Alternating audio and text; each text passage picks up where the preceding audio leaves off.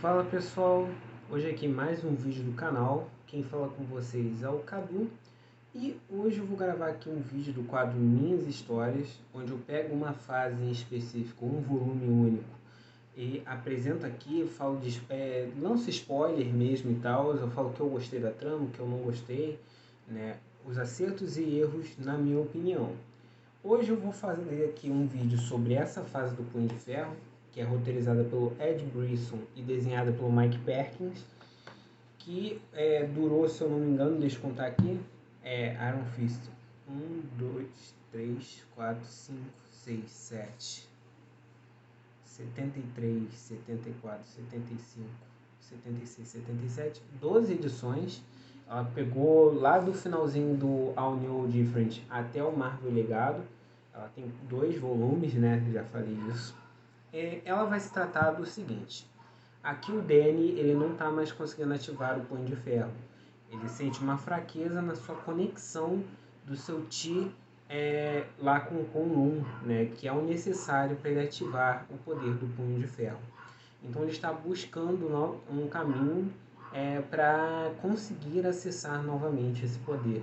Ele está viajando pelo mundo inteiro, ele está lutando para ver se nessas lutas, essa adrenalina, essa vida de guerreiro, ele consegue novamente acessar seu poder.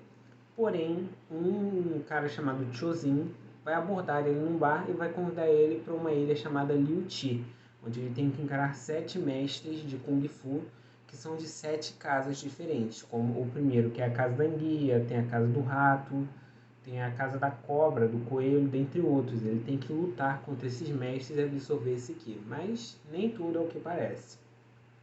A trama, ela já basicamente ela é isso mesmo, ela é simples, ela é fácil de você digerir. Ela não é, por exemplo, como a fase do Ed Brubaker, que é um negócio complexo, onde enriquece mais a mitologia do personagem. Aqui você tem até um elemento que enriquece, que é a ilha de Liu Chi.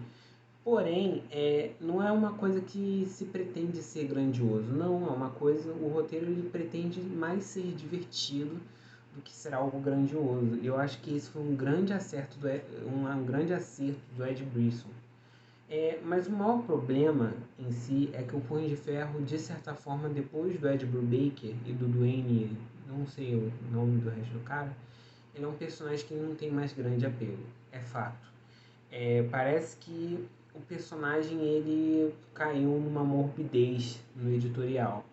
Tanto é que hoje em dia estão tentando passar mais o manto para um outro personagem para ver se conseguem atrair mais o público. Mas o grande problema é que o Punho de Ferro ele sofreu de um mal que alguns personagens hoje em dia sofrem bastante, que é o do roteirista que não inova. É fato. Aqui o Ed Brisson ele teve seu acerto, que foi a simplicidade. Porém, outros roteiristas não tiveram esse acerto. Né? Por exemplo, você vê o Monstro do Pântano da DC, ele sofre o mesmo mal do Punho de Ferro, que é um roteirista que não inova em cima do personagem, ou que tenta fazer algo estranho em cima dele. Né? Então, assim, são personagens que depois de grandes nomes, eles acabaram se perdendo. Mas vamos falar mesmo dessa fase. Essa fase, ela poderia ter sido mais extensa, sim, mas eu entendi, entre aspas, o porquê ela se encerrou. Por causa que ela já teve seu arco completo. Eu acho que o Ed Brisson ele não teria uma grande capacidade de trazer coisa nova. Por exemplo, se eu fosse escrever um roteiro atual do Punho de Ferro, seria ele lutando contra alguma gangue de Chinatown, por exemplo, ele lidando com o tráfico. Mas seria um roteiro genérico. Eu já assumiria essa pegada genérica.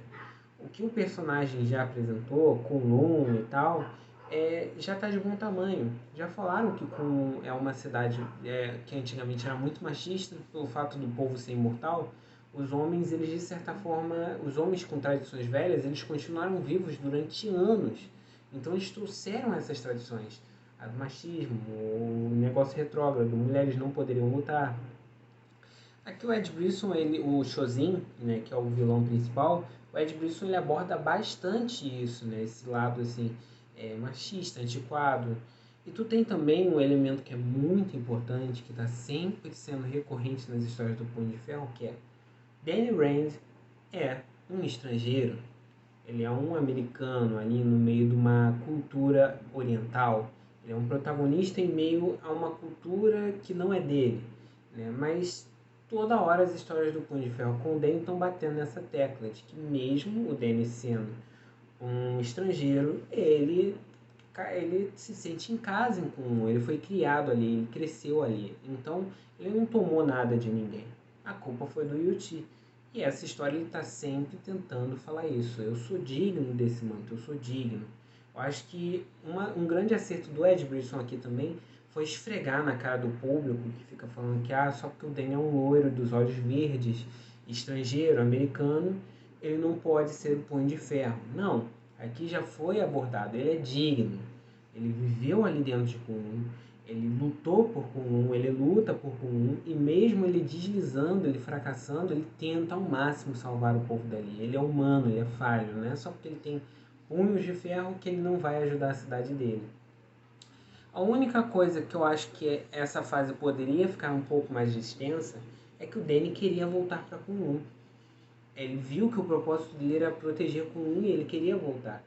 E mesmo ele tendo amigos em Nova York, como o Matt Murdock, o Luke Cage principalmente, e a sua filhada, que é a Dani, a filha do Luke, né, que ele colocou como padrinho, ele tem que viver em Kunlun, ele tem que proteger Kunlun. Ele poderia se comunicar com esse pessoal aí de Kunlun. Eu acho que o Ed Brisson ele poderia ter feito mais um arco abordando o Danny voltando e tentando viver em Kunlun finalmente, exercendo a sua função que é como guardião da sua cidade. Mas voltando aqui para essa fase, né, de 12 edições, que olha gente, eu vou dizer uma coisa para vocês, o maior acerto de quadrinhos hoje em dia, em sua grande maioria, como personagens igual o Punho de Ferro, é não tentar bancar uma mensal extensa. 12 edições é perfeito. Você pode até deixar um gancho para um próximo escritor, porém, conclua sua trama principal. Estabilize os elementos que você quer e deixa aqui, como foi o caso de Liu Ti, que terminou nesse volume aqui, e o Chozin antagonizou esse volume, porém ele não trouxe Liu Ti de volta. Não, ele veio como antagonista e pronto. Ele não trouxe a ilha inteira, ele só foi o antagonista. E ele foi um bom antagonista. Eu vou dizer para vocês que ele não é memorável, porém, ele tem bons princípios para você detestar e torcer para ele perder. Nesse segundo, que é o Marvel Legado, eu achei que um grande acerto do Ed Brisson foi trazer o Dente de Sabre.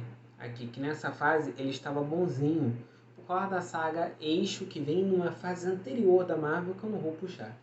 O Danny ele procura ajuda do Dente de Sabre por causa que invadiram o apartamento do Danny e roubaram o livro do Punho de Ferro. E o Danny queria utilizar aquele livro para voltar para Kunlun, né, para finalmente exercer seu propósito.